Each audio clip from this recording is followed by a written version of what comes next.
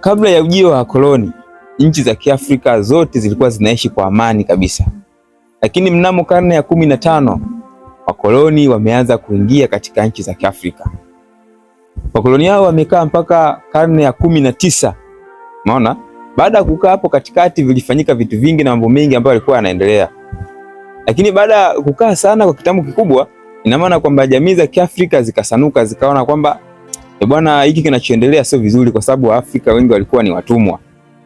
Sasa baada ya kusanuka, wao wenyewe wakaamua kuanzisha resistance zao kwa ajili ya kujiondoa kwenye utumwa wa nini, wa kikoloni.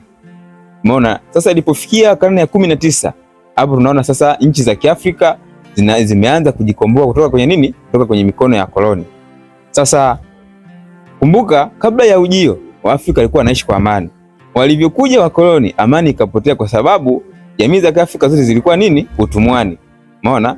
Sasa swali ni kwamba, je, baada ya kuondoka kwa wakoloni katika nchi za Kiafrika, amani ambayo ilikuwepo zamani, amani imerejea au bado utumwa upo?